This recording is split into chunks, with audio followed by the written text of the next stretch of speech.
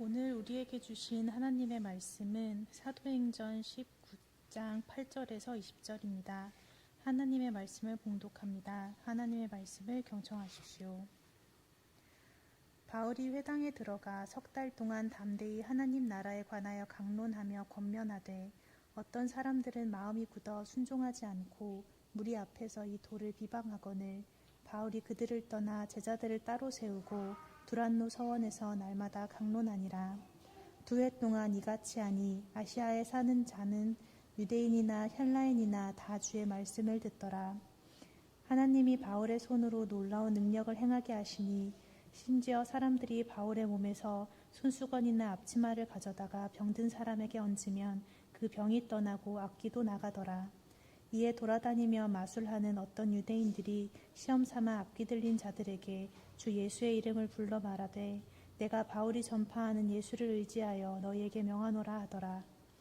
유대의 한 제사장 스게와의 7 아들도 이 일을 행하더니 악기가 대답하여 이르되 내가 예수도 알고 바울도 알거니와 너희는 누구냐 하며 악기 들린 사람이 그들에게 뛰어올라 눌러 이기니 그들이 상하여 벗은 몸으로 그 집에서 도망하는지라.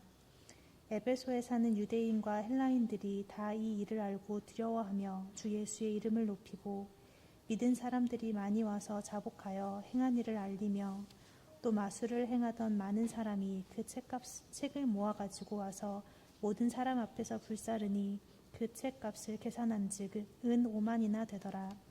이와 같이 주의 말씀이 힘이 있어 흥왕하여 세력을 얻으니라.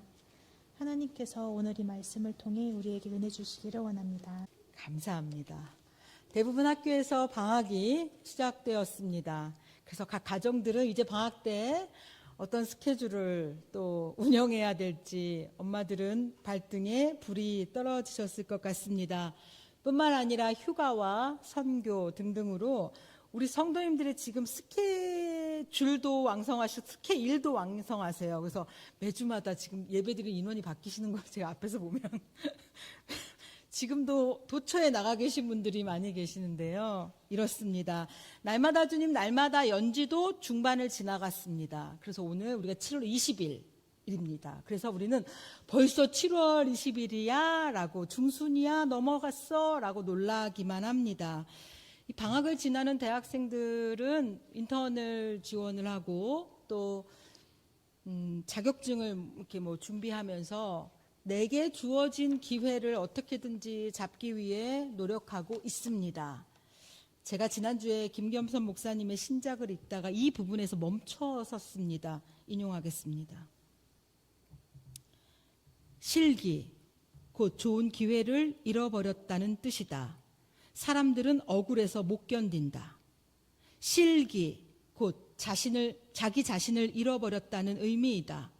사람들은 그게 무슨 문제라도 되냐라고 반문한다. 실기. 우리는 전자의 실기에는 내가 기회를 놓쳤거나 기회를 잃어버렸거나 내가 기회를 박탈당했다고 생각하면 억울해서 견디지 못합니다. 그런데 실기, 나를 잃어버리고 내가 누구고 내가 어느 방향으로 살아야 되는지 잃어버리고 그냥 그렇게 사는 거에 대해서는 뭐 그럴 수도 있지, 살다 보면 뭐 그럴 수도 있지 라고 반문합니다. 그게 뭐가 어때서? 라고 반문한다는 겁니다. 그래서 저자는요, 귀중한 것일수록 분실하면 되찾기 어려운데 이 시대는 귀한 것을 분실해 놓고도 찾을 생각을 하지 않는다라는 말로 이 뒤를 이어가고 있었습니다. 그래서 독자들에게 묻는 겁니다. 정말 여러분들이 찾아야 되는 것이 무엇입니까? 라고 묻고 있었습니다. 분주한 7월을 지나면서 우리가 기억해야 되는 것은 내가 잃어버렸는데 잃어버린지 모르고 살고 있는 것이 무엇일까? 오직 기회를 잃어버린 것에는 흥분하면서도 내가 어느 방향으로 살아가고 있고 내가 어느 방향으로 지금 가고 있는데 아무 감각 없이 있고 있지는 않은지 오늘 생각해 보고자 합니다. 우리가 지금 날마다 연지 또 주일 말씀 그리고 개별적으로 성경을 읽는 모든 것들을 통해서 사도행전의 이야기를 읽고 있습니다. 이 과정에서 우리가 봐야 할 것이 무엇이냐면 우리가 진짜 찾아야 하는 겁니다. 내가 진짜 찾아야 되는 게 뭘까? 그런데요, 그 진짜 찾아야 되는 것은 하나님께서 이미 우리에게 주셨다는 겁니다. 우리에게 이미 주신 것이 얼마나 능력 있고 얼마나 소중한 것을 찾아야 된다는 거예요. 그 감각을 찾고요. 그 중요성을 찾고요. 그 의미를 찾아야 된다는 겁니다. 오늘도 역시요. 오늘 주시는 말씀 속에서 하나님께서 이미 우리에게 주셨는데 내가 그 정도로 그것을 중요하게 생각하지 않고 있고 또 그것에 대해 중요성에 대한 감각을 내가 잃어버리고 있지 않았는지 돌아볼 수 있는 시간 되기를 바랍니다. 지금 3주에 걸쳐서 바울이 선교에 있어서 아주 대표적인 도시를 보고 있습니다. 16장의 빌립보, 그래서 오세시의 행복 빌립보, 그렇죠? 그리고 우리가 지난주에 18장에서 관의 난수, 바다를 본 자는 물을 논하지 않는다. 관의 난수 고린도를 봤습니다. 그리고 오늘 19장에서 에베소를 볼 겁니다. 오늘 에베소를 수식하는 앞에 단어는요, 말씀이 일으킨 창조 에베소입니다. 이 세 개의 도시들은요, 바울의 선교에 있어서도 중요한 도시지만 그 세 개의 도시에서 하나님께서 보여주셨던 것들이 우리가 이미 가진 것인데 우리는 그만큼 그것을 중요하거나 놀라운 능력으로 여기지 않고 있었다는 것을 우리에게 다시 깨우치는 지점이기도 합니다. 우리가 빌립보에서 뭐 봤습니까? 기도하고 찬송하는 능력. 기도와 찬송이 얼마나 능력 있고 소중한 것인지 우리는 다시 찾아야 됩니다. 또 하나님께서 시간마다 베풀어 주신 인생의 고비마다 베풀어 주시는 기적이 얼마나 놀라운 것이고 얼마나 소중한 것인지 우리는 되찾아야 합니다.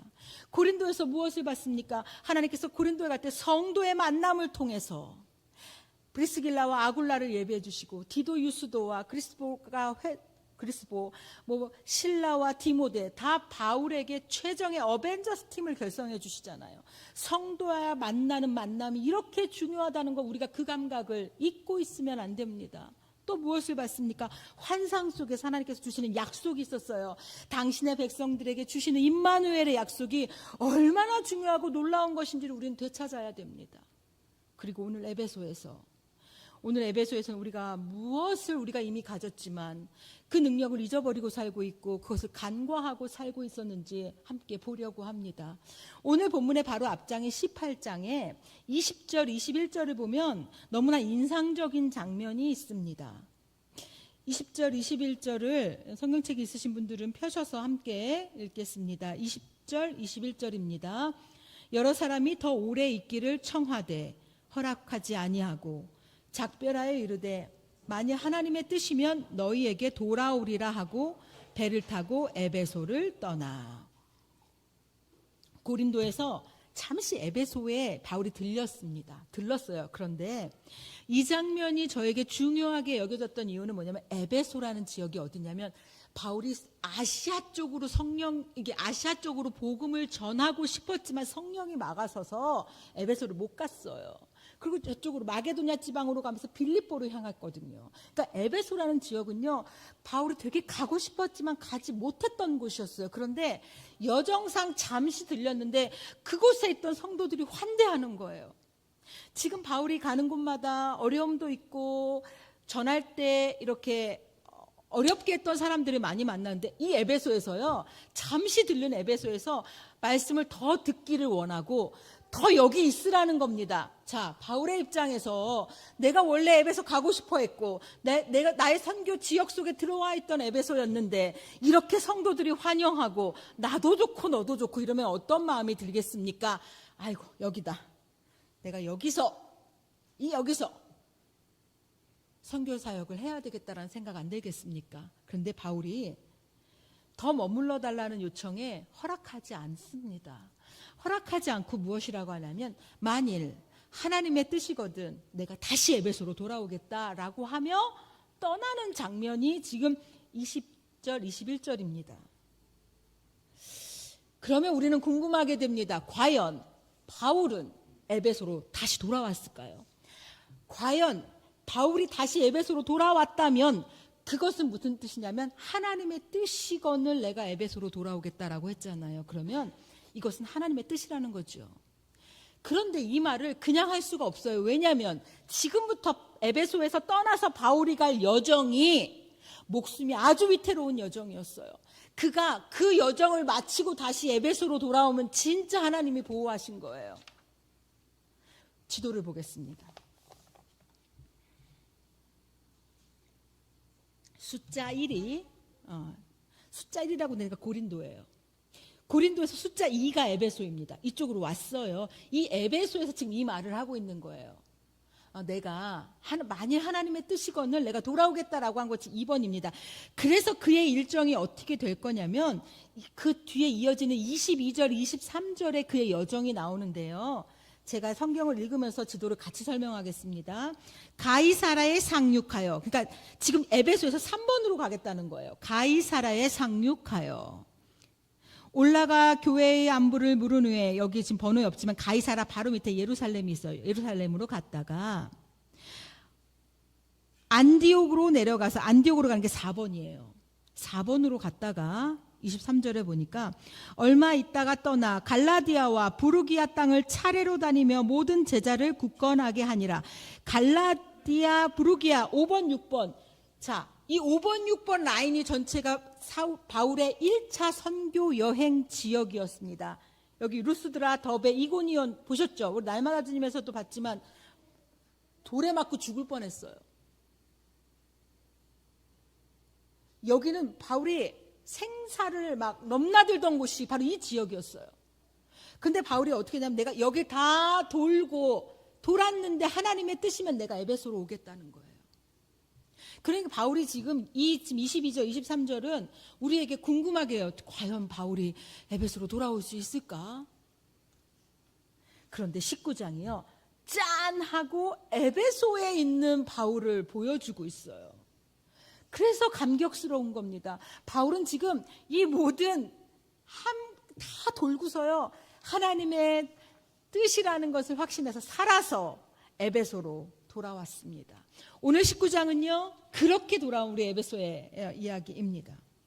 자, 오늘 에베소에서 다시 만나야 할 감각은요. 말씀에 대한 감각입니다. 우리가 하나님의 말씀을 늘 얘기합니다. 그래서 성도들에게 말씀이라는 단어가 클리셰가 되어 있을 수 있어요. 식상한 단어. 하나님의 말씀 읽어야죠. 하나님 말씀 들어야죠. 네, 하나님 말씀 그래야죠. 그런데 오늘 이 에베소의 일을 통해서 여러분들이 하나님의 말씀이 이미 우리에게 주신 이 말씀이 얼마나 대단한 건가를 아셔야 돼요. 얼마나 놀라운 건가를 느끼셔야 돼요. 그 감각을 이 에베소에서 일어난 일들을 통해서 다시 만나시기를 바랍니다. 오늘 이 말씀이 창조를 일으키면서 이렇게 나타나는 그 능력을 제가 두 가지로 말씀드릴 텐데, 첫 번째는요, 이 말씀은요, 하나님의 능력을 가진 제자가 되게 합니다. 그러니까 어떤 한 사람을 말씀이 그 안에 들어가면 이 사람이 하나님께서 주시는 그 능력을 가진 제자가 되게 합니다. 오늘 본문인 8절부터 10절까지를 읽겠습니다. 함께 읽습니다. 시작. 바울이 회당에 들어가 석 달 동안 담대히 하나님 나라에 관하여 강론하며 권면하되 어떤 사람들은 마음이 굳어 순종하지 않고 무리 앞에서 이 돌을 비방하거늘 바울이 그들을 떠나 제자들을 따로 세우고 두란노 서원에서 날마다 강론하니라. 2해 동안 이같이 하니 아시아에 사는 자는 유대인이나 헬라인이나 다 주의 말씀을 듣더라. 지금 바울이 에베소에 도착해서 원래 하던 대로, 바울은 어디에 도착하면 가장 먼저 회당으로 들어가서 말씀을 전했습니다. 에베소 역시도 에베소에 들어가자마자 바로 회당으로 가서 말씀을 전합니다. 그런데 주의 복음이 전해진 곳에 우리가 날마다 주님 날마다 연주에서 계속 듣지요. 주의 말씀이 전해졌을 때 사람들에게 나타난 반응이 어땠습니까? 누구는 믿고 누구는 믿지 않습니다. 여기서 동일하게 이어지는데 특별히 이들이요, 복음을 받아들이지 않는 이유를 여기서 뭐라고 표현하고 있냐면 마음이 굳어 순종하지 않고 라는 단어를 쓰고 있어요.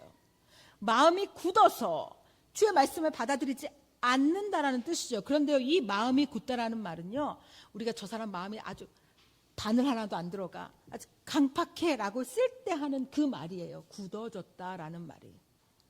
그런데 이 말은요, 내가 지금 잠깐 마음이 이 말씀을 들을 때 잠깐 굳어진 게 아니라 지금까지 계속 굳어진 채로 살아서 나의 그 말씀이 들리든지 말든지 일단 거부하고 붙어보는, 일단 듣지 않고 있는 그러한 상태를 지금 마음이 굳어 순종하지 않다라고 표현하고 있어요. 이럴 때 바울이 어떻게 했냐면, 보통 이러한 경우에 바울은 이동을 하든지 철수를 합니다. 여기서도 바울은요, 회당을 떠나서, 그리고 그들을 떠납니다. 그들을 떠났는데 9절에 보니까 이렇게 되어 있어요. 바울이 그들을 떠나 제자들을 따로 세우고 두란노 서원에서 날마다 강론하니라. 자, 다 모두가 함께 있는 무리 속에서는 이렇게 있을 때는 그 사람이 그 사람이고 그 사람이 누군지 잘 보이지 않습니다. 그러나 인생의 어느 순간 선명하게 우리가 그리스도인이라는 것이 드러나는 시간이 있습니다. 다 함께 있을 때는 이 사람도 그리스도인이고 이 사람도 그리스도인이고 다 이렇게 보여요. 그러나 어느 순간 아주 선명하게 내가 그리스도인임이 떠오르는 순간이 있습니다. 에베소의 회당에서요, 말씀이 전파되자 마음이 굳어있던 자들이 드러나는 거예요. 그동안에는 거기서 마음이 굳어있는 자로 그렇게 숨기면서 살 수 있었어요. 그러나 말씀이 정확하게 증거되자 마음이 굳어있는 자들이 떠올랐어요. 그리고 그와 함께 그리스도의 제자들이 떠오르는 겁니다. 진짜로 순전하게 말씀을 믿는 사람들이 떠오르는 거예요. 그러니까 말씀이 탁 전파되니까 마음이 굳어지는 자들과 마음을 순전하게 말씀을 받는 자들이 탁 떠올라서 딱 구별되는 거예요. 바울은요, 이 제자들, 이 말씀을 순전하게 받는 이들을 데리고서 따로 데리고 가서 두란노 서원이라는 새로운 처소에서 2년 동안 이들을 양육합니다. 10절입니다. 10절은 아주 놀라운 말씀이에요. 10절을 함께 읽습니다. 시작. 2해 동안 이같이 하니 아시아에 사는 자. 여기서 주목할 단어는 다입니다. 다. 지금 아시아 지역이 얼마나 큰데요. 아까 전에 여러분들이 지도에 보셨을 때 4번, 5번 그 일대 전체가 다 아시아예요. 그런데 아시아에 사는 자들은 누구나 유대인이나 헬라인이나 다 주의 말씀을 들었대요. 바울이 혼자서 할 수 있는 일이 아닙니다. 우리는 후에 소아시아의 7교회라는 계시록에 나타난 교회들을 만나죠. 지도를 봅니다.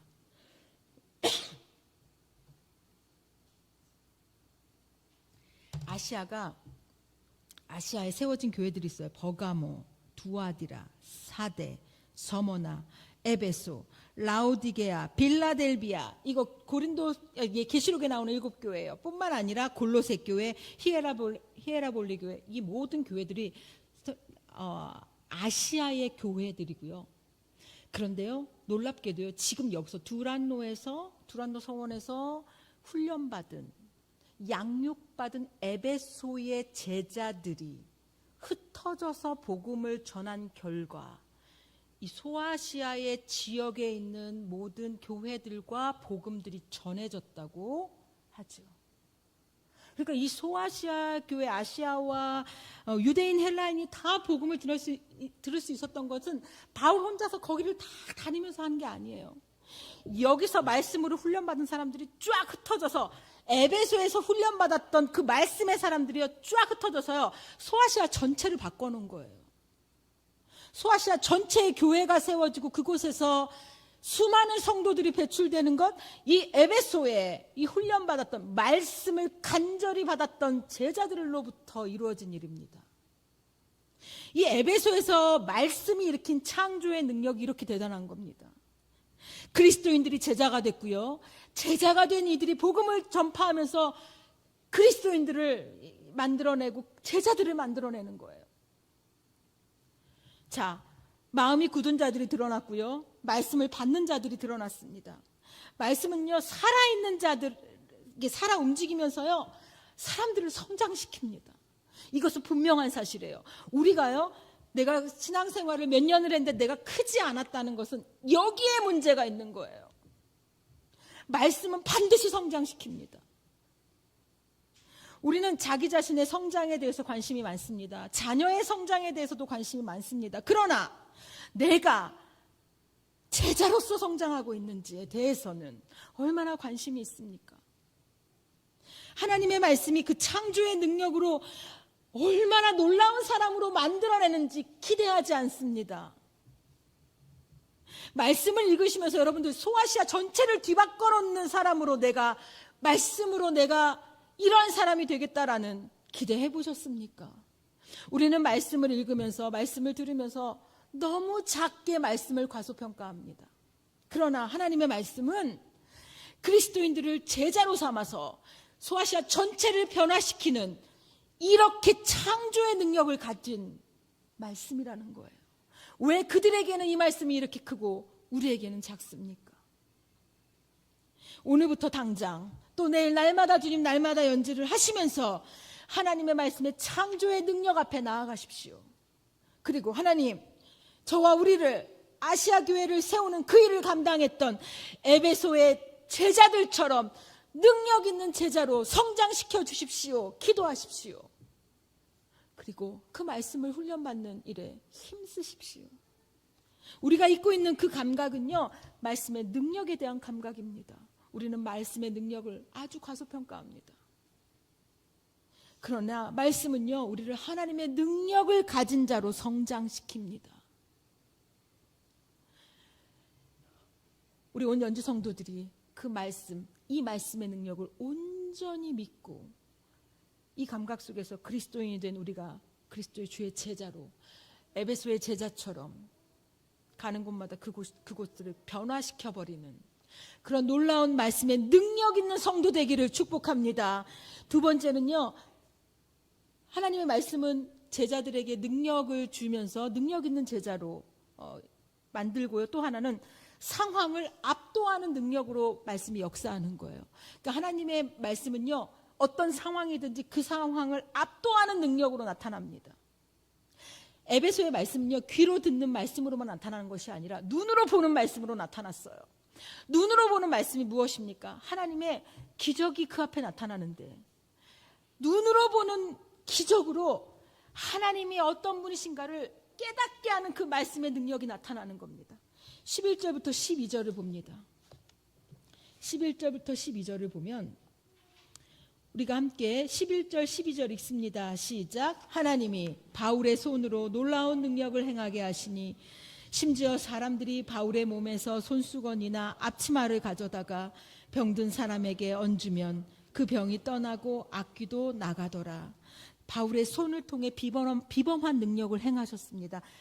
그 손은요, 아주 평범한 손입니다. 바울이 주중에 뭐 했습니까? 천막 만드는 일 했잖아요. 생업을 감당하는 손입니다. 이 손은. 또한 그 교회들 사랑하는 성도들을 위해서 목회 서신을 써내려간 그 손이죠. 근데 이 손에 하나님께서 비범한 능력을 행하셨습니다. 이 손에 당신의 권능을 의탁하셨습니다. 말씀 사역과 동시에 바울의 손을 통해서 이루어지는 그 말씀의 능력은요, 눈으로 나타나는 거예요. 눈으로 보이는. 13절입니다. 이에 돌아다니며 마술하는 어떤 유대인들이 시험 삼아 악귀 들린 자에게 주 예수의 이름을 불러 말하되 내가 바울이 전파하는 예수를 의지하여 너희에게 명하노라 하더라. 여기 어떤 유대인은요, 치유와 귀신 쫓는 일 이런 건 내가 원래 하는 일이야 라고 자신이 있었던 사람들을 말해요. 이것을 하면서 돈을 벌었던 사람들을 말합니다. 그러니까 내가 원래 귀신을 쫓고 이렇게 치유하는 것 나 하던 일이야 라고 자신 있던 사람이요, 바울을 보니까 바울에게서 그런 능력이 나오고 있잖아요. 그런 능력을 이렇게 보더니 나도 할 수 있어, 나도 바울과 대등한 능력을 가질 수 있어 라고 하면서 주 예수의 이름을 자기가 부르는 거예요. 나도 할 수 있는 일이야. 이거는 내가 늘 해오던 일이야. 라고 생각하면서 나도 바울과 대등한 사람이야. 라고 하는 거예요. 그러나 어림없습니다. 우리 14절부터는요, 그 마술사, 이렇게 그 바울의 기적을 보고 있던 사람들 중에 한 예를 들고 있는데 그 한 예가 스게와의 7 아들이 등장하죠. 여기서 대제사장이라고 불리지만 대제사장은 유대인이지만 로마 종교의 사제였던 사람을 말합니다. 이 사람도요, 예수님의 이름을 사용해서 귀신을 쫓으려고 하는 거예요. 막 그렇게 나도 내가 바울보다 못한 게 뭐 있어 라고 하면서 과감히 예수의 이름을 말하죠. 그런데 악귀가 쫓겨나가기는커녕 그 위에 올라타는 장면이 나타납니다. 우리 15절 16절을 같이 읽습니다. 시작. 악귀들이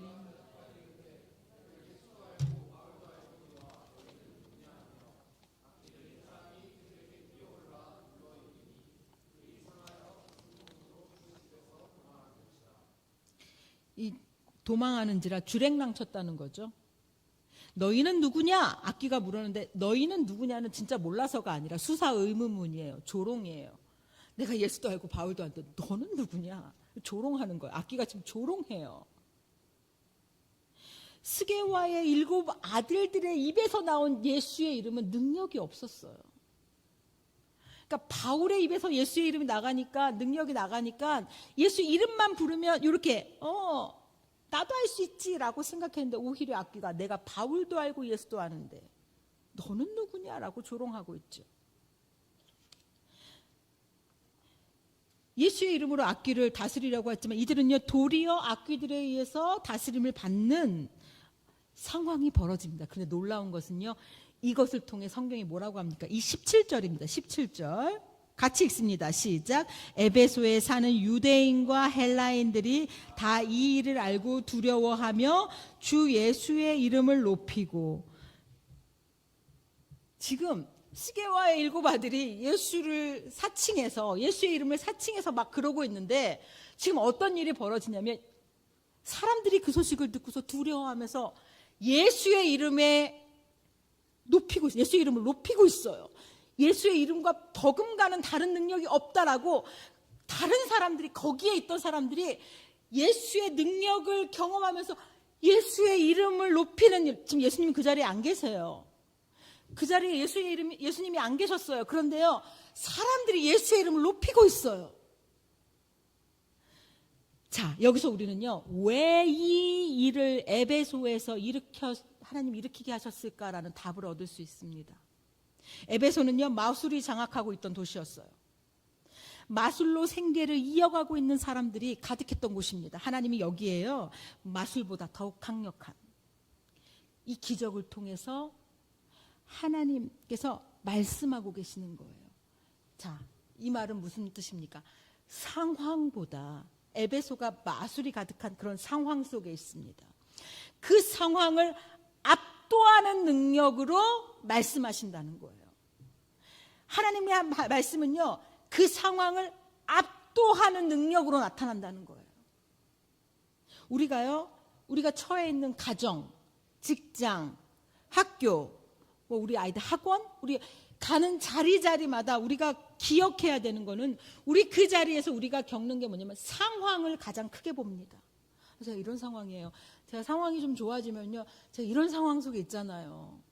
상황이 제가 이래서 못하고 있어요. 상황 얘기를 많이 하죠. 우리는 늘 상황을 입에 달고 삽니다. 그러나 여기서 우리가 기억해야 되는 것은 그 상황보다 더 압도적으로 하나님께서 그 상황에 역사하신다는 거예요. 그러니 우리가 이 상황을 주께 내어드리면 이 상황을 압도하는 능력으로 하나님의 능력이 우리의 상황 속에 나타난다는 것을 오늘 우리가 에베소를 통해서 봐야 됩니다. 우리는 상황에 주눅들죠. 제가 그런 상황이 아니에요. 근데 분명히 기억해야 하는 건 마술이 횡행한 도시에 이 마술, 귀신을 내쫓는 그들을 압도하는 예수의 이름의 능력으로 바울이 손만 대도, 앞치마만 대도 그들이 한 번도 보지 못했던 그러한 일들을 에베소에서 하나님이 그 능력을 일으키셨어요. 거기 있던 에베소의 사람들은 깜짝 놀라는 거예요. 마술에 익숙했기 때문에 더 놀란 거예요. 우리 오늘 우리가 처해 있는 상황이, 우리가 처해 있는 곳이 하나님의 능력으로 압도되는, 상황이 우리를 압도하는 것이 아니라 내가 그 상황 속에 있는데 이 상황을 압도하는 하나님의 능력이 나에게 나타나기를 구해야 됩니다. 하나님이 말씀으로 그렇게 해주시는 거예요. 우리가 상황을 올려드릴 때 하나님의 능력이 우리 상황을 압도하는 능력으로 나타납니다. 믿으십니까? 이것을 믿을 때 우리가 하나님, 우리가 있는 곳마다 그 자리에 놓고서 그 자리에서 하나님 앞에 이 자리를 내놓을 수 있는 거예요. 19절을 봅니다. 또 마술을 행하던 많은 사람이 그 책을 모아가지고 와서 모든 사람 앞에서 불사르니 그 책 값을 계산한 즉 은 5만이나 되더라. 귀신의 의지에서 생계를 살았던 사람들이요, 자신, 우리가 그 마술 책들이 이렇게 있었나 봐요. 이것을 다 가지고 왔어요. 자, 은 5만은요, 은 하나가 당시 한 사람의 하루의 일당이에요. 품삯. 은 5만은 5만 명의 품삯이고요. 한 사람이 137년 동안 일한 값이라고 해요. 지금 우리나라 돈으로 환산해서 한 25억 정도 된다고 하는데요. 자, 이 돈을, 이 책을 가져와서요, 어떻게 하겠어요? 우리 같으면 당근에 팔까요? 어떻게든 이 책을 나한테, 나는 내가 아무리 결단했다 하더라도 이것이 나한테 쓸모가 없으니까 이것을 팔아서 이문을 남기고 이렇게 안 하는 거예요. 이 책은 쓸모없는 책이라는 거예요. 이 책은 전혀 쓸모없는 책이라는 거예요. 그래서 불사르는 거예요. 마술 안에 쓰는 책을 불사릅니다. 저는 이제 마술과 상관없는 사람이라는 거예요. 완전한 돌아섬이에요. 하나님의 말씀은요, 이렇게 완전한 돌아섬을 일으켜요. 아깝지 않은 거예요. 내가 돌아서는 일에 이거 아깝지 않은 겁니다. 오늘 우리는 에베소의 하나님의 말씀의 창조의 능력 앞에서요, 우리의 능력 없음을 살펴봐야 합니다. 하나님의 말씀을 경히 여기는 우리의 감각이 우리 안에 능력 없음을 이루고 있다는 사실을 무겁게 돌아봐야 됩니다. 두란노 서원에서 2년이 넘는 훈련을 충실히 감당한 이들이요, 소아시아 전체를 바꿔놓았어요. 하나님의 능력을 구하며 훈련하며 헌신하십시오. 그 능력의 에베소의 제자가 되십시오. 또한 우리는 이 마술의 도시라는 에베소, 상황의 버거움 속에서 짓눌려 있는 것이 아니라 내 상황은 버겁지만 내 상황을 압도하는 하나님의 능력을 구하는 제자가 되어야 되는 겁니다. 오늘 에베소의 사역의 결론이 기가 막힙니다. 20절 다 같이 읽습니다. 20절입니다. 시작. 이와 같이 주의 말씀이 힘이 있어 흥왕하여 세력을 얻으니라. 하나님의 역사는요, 말씀을 통해서 진행돼 왔고 앞으로도 이렇게 진행됩니다. 이는 교회 안에서 들리는 설교를 듣는 것으로 끝나는 것이 아니라 여러분들이 말씀으로 살아내는 일, 말씀을 끊임없이 묵상하며 내 삶과 연결시키고 내 삶 속에서 헌신하는 일, 말씀으로 살고자 몸부림치는 일이 동반되어야 함을 알게 합니다. 오늘 에베소의 일들, 주의 말씀이 일으킨 창조의 역사, 오늘 우리 성도님들 속에, 우리 연지교회 가운데 가득 있기를 원합니다. 그래서 우리는 이걸 깨달아야 돼. 내가 뭘 잃고 살고 있는지, 내가 말씀의 능력을 잃고 살고 있구나, 내가 말씀의 능력을 구하지 않고 살고 있었구나, 내가 상황만이 중요하지 상황을 압도하는 능력을 구하지 않고 있었구나라는 것을 되찾는 저와 여러분 되기를 바랍니다. 기도하겠습니다. 거룩하신 하나님, 오늘도 말씀 속에서 역사하시는 하나님을 기대합니다. 에베소에서 이루어 가신 일들을 보며 하나님의 말씀이 얼마나 능력 있는 사람이 되게 하시는데, 하나님, 이것을 우리가 구하지 않았음을, 기대하지 않았음을 부끄럽게 돌아봅니다. 하나님, 기도합니다. 하나님의 말씀이 상황을 압도하며 그 상황 속에서 하나님의 사람들을 만들어가는지를 보았으니 이제 상황에 짓눌려 사는 것이 아니라 그 상황을 압도하신 하나님의 능력을 구하며 말씀 앞에 살아가는 우리들 되게 하여 주옵소서. 예수님의 이름으로 기도드립니다. 아멘.